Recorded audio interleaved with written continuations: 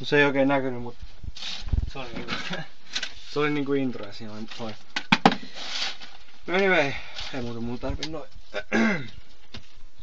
Niin. Mun on pitänyt tehdä tää jo pidemmän aikaa. Tää kysymys ja vastaus tai vastaus kysymyksiin.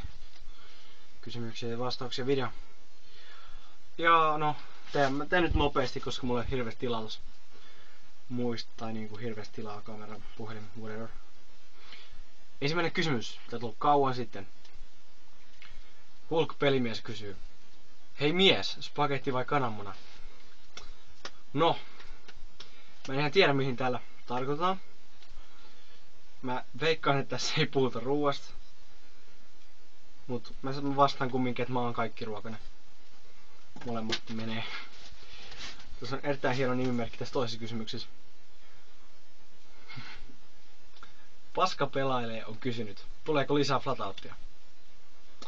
Jos haluat, että teen lisää flatouttia, niin teen lisää flatouttia. Joo, mä sanoin, että tulee lisää flatouttia kyllä. Mulla on yksi Flatout 2 video muokattuna vailla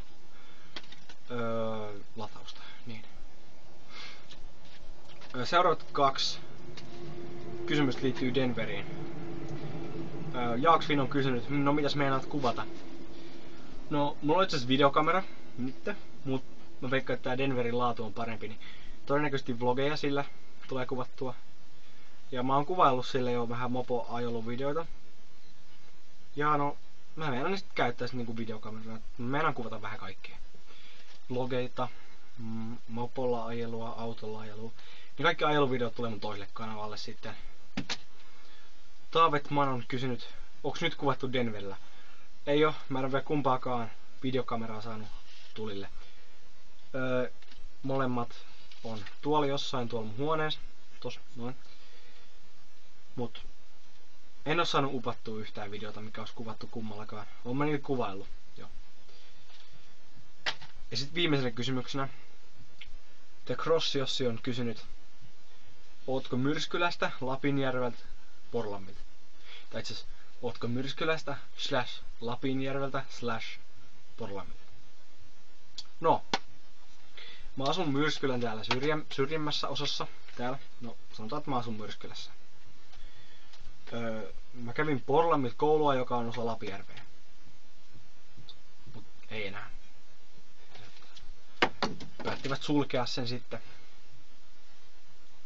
Niin, harvemmin juttu. Hieno hetki. No joku on varmaan huomannut, että mä seison valkoisen tai niinku valkoista taustaa vasten. Tää tulee. Ei. Tää on mun studio. Ja mä todennäköisesti tuun jatkossa tekemään videoita, vlogeja täällä. Tätä taustaa vasten. Tai jotain muuta vasten, en tiedä. Mut se oli nyt niinku tää video tässä. Se on